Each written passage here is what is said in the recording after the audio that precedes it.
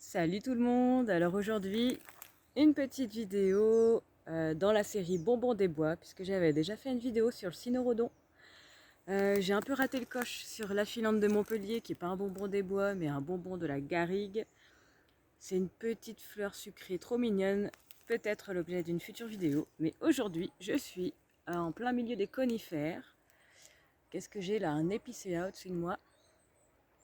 Et l'épicéa, comme tous les autres conifères, fournit les autres conifères à résine, fournit des bonbons des bois. Et vous pouvez faire goûter ça à vos groupes. Alors, il y en a qui aiment, il y en a qui n'aiment pas.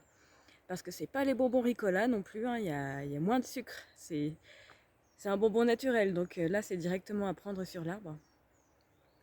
Mais le goût est là, et c'est très étonnant, c'est la texture de la gomme. Ce qu'il vous faut faire, c'est un peu repérer dans la forêt où vous êtes. Alors, il n'y a pas d'inquiétude à avoir sur l'if, parce que l'if, c'est un conifère, effectivement, toxique, et même, il peut vous faire mourir si vous l'ingérez. Il est vraiment très puissant, ce toxique. Mais c'est un conifère qui ne produit pas de résine. Donc, si vous trouvez un conifère avec de la résine, ce n'est pas un if, ou Taxus baccata pour le nom latin. Et là, je suis donc, je vous disais, au pied d'un conifère. Et là, je vais monter la vidéo, peut-être pour que vous puissiez voir. Oui, regardez-moi ça. Ça. Voilà la petite résine. Vous pouvez la ramasser, la goûter, savourer, recracher si vous n'aimez pas. Mais ça mérite de faire goûter aux personnes que vous accompagnez. Pour leur dire que les bonbons, c'est bien de les acheter, mais c'est bien aussi d'aller à leur rencontre quand ils sont dans la nature. Alors la résine, en fait, c'est comme la sève des arbres, des feuillus. Bon, chez les conifères, ça s'appelle la résine. Et c'est une substance qui est sécrétée, qu'on voit apparaître là sur les troncs des arbres en cas de blessure.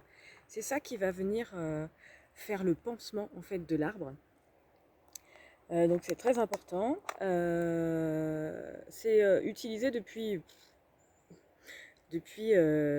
qu'on sait utiliser des outils, parce qu'on l'utilisait comme une colle.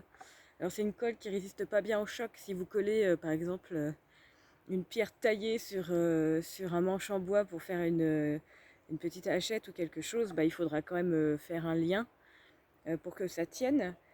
C'est utilisé comme antiseptique, ça a le pouvoir, c'est aussi pour ça que c'est cicatrisant et que ça permet de protéger les plaies chez les arbres, mais aussi chez les humains en fait, on peut s'en servir dans le cas de la survie. Ça repousse les bactéries, ça repousse les insectes parce que l'odeur est quand même très forte. Ça se coince dans les dents. Euh, voilà, c'est un petit bonbon que vous pouvez faire découvrir. Vous pouvez le prendre quand c'est sec, comme ça c'est un peu croquant. Moi je l'ai pris, il était encore assez liquide, pas solidifié. Bon voilà, à découvrir. Écoutez, n'hésitez pas à vous abonner à la page, à la chaîne, à partager, à commenter la vidéo. C'est ça qui fait vivre la chaîne. Et moi je vous dis à tout bientôt pour une prochaine vidéo. Des bisous!